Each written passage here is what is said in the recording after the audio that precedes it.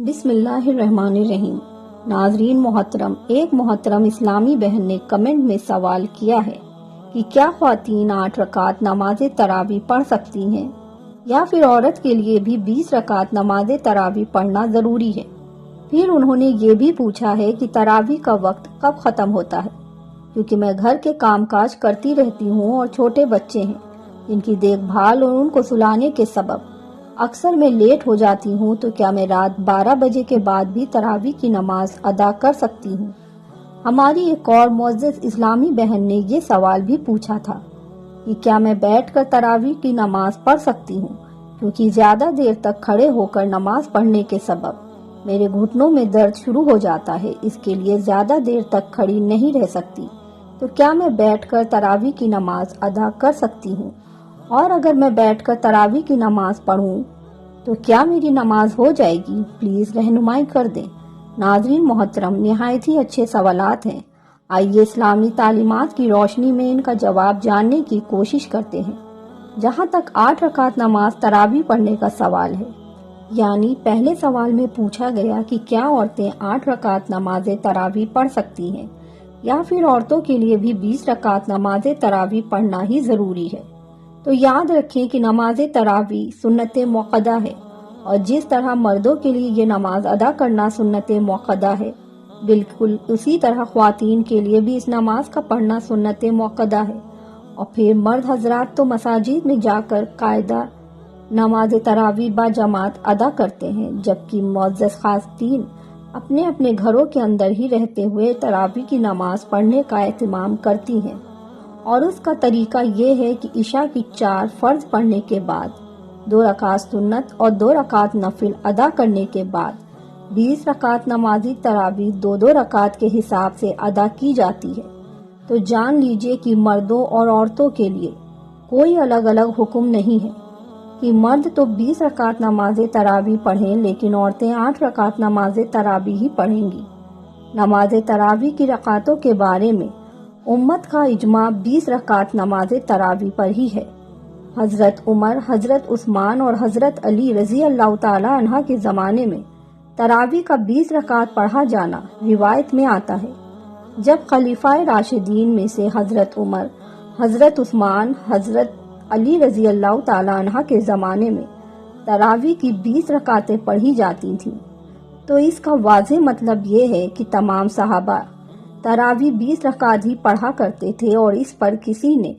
نکر نہیں فرمائی ہے۔ لہٰذا یہ تو مسئلہ تھا کہ تراویح کی نماز 8 رکعت پڑھیں یا 20 رکعت، تو جان لیجئے کہ خواتین نے بھی جب گھروں میں تراویح کی نماز پڑھنی ہے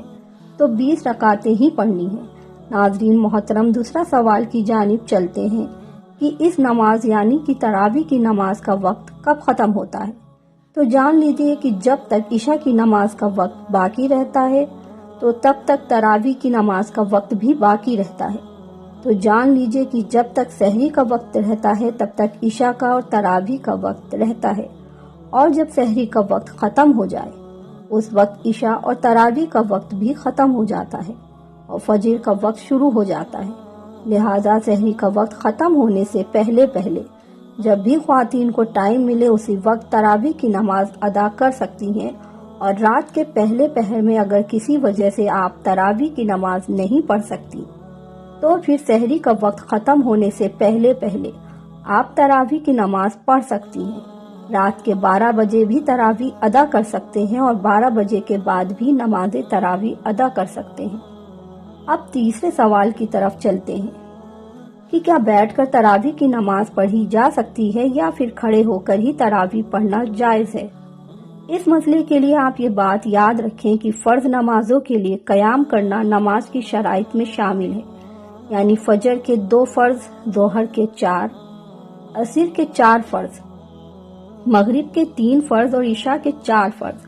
ان فرض نمازوں میں قیام کرنا بھی فرض ہے، اور اگر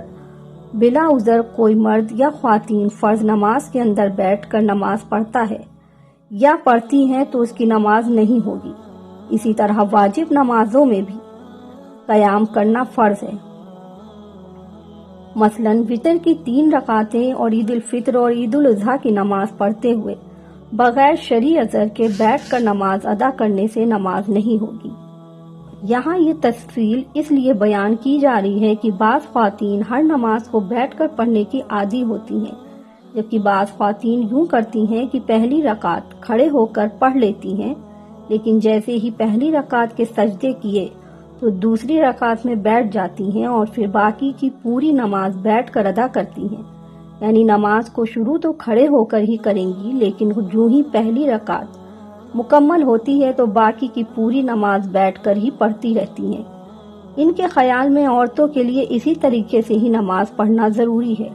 تو اس سلسلے میں یاد رکھیں کہ پورے دن کی فرض نمازیں اور پھر واجب نمازیں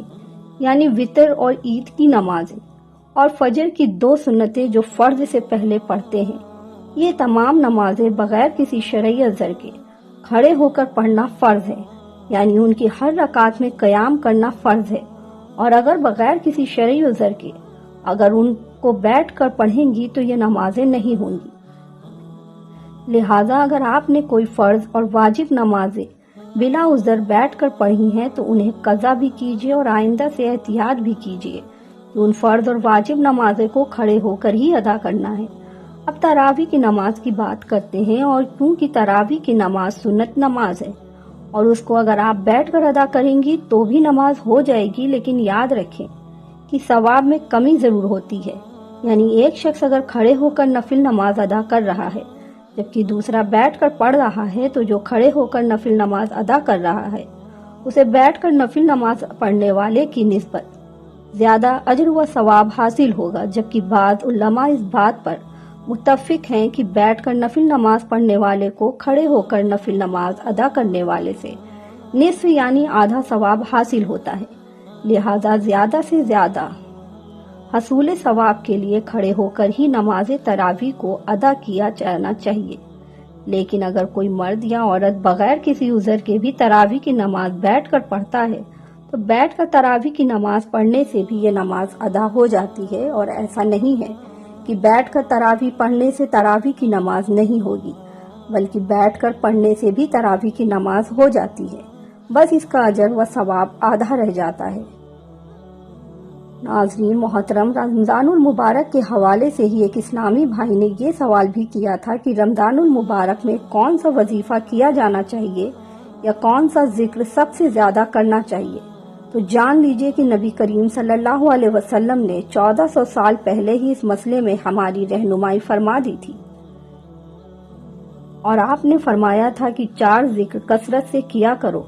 یعنی اول رمضان سے لے کر آخری روزے سے 4 ذکر کثرت سے کرنے چاہیے۔ پہلے نمبر کا کلمہ طیبہ یعنی لا الہ الا اللہ، تو رمضان المبارک میں لا الہ کا ذکر کثرت سے کرنا چاہیے، جبکہ غیر رمضان میں بھی نبی کریم صلی اللہ علیہ وسلم کا فرمان یہی ہے کہ افضل ذکر لا الہ الا اللہ، یعنی رمضان کے علاوہ بھی اس کا ذکر کو ہی کثرت سے کرنا چاہیے۔ نمبر 2، نبی کریم صلی اللہ علیہ وسلم نے فرمایا رمضان المبارک میں کثرت سے استغفار کیا کرو۔ نمبر 3، نبی کریم صلی اللہ علیہ وسلم نے فرمایا کہ رمضان میں کثرت سے حصول جنت کے لیے دعا کیا کرو، اور نمبر 4 پر نبی کریم صلی اللہ علیہ وسلم نے فرمایا کہ رمضان میں جہنم سے آزادی کے لیے کثرت سے دعا کیا کرو۔ محترم ناظرین، نمبر 3 اور نمبر 4 کے لیے ایک ہی دعا آپ کو بتاتے ہیں، اور وہ دعا ہے یعنی اے اللہ مجھے جنت عطا فرما اور مجھے جہنم کی آگ سے محفوظ فرما۔ اس ایک دعا میں نمبر 3 اور نمبر 4 والی دونوں دعائیں شامل ہیں۔ اللہ تبارک و تعالیٰ سے دعا ہے کہ نیکی کی بات کو سننے، سمجھنے اور اس پر عمل کرنے کی طاقت و توفیق عطا فرمائے۔ آمین یا رب العالمین۔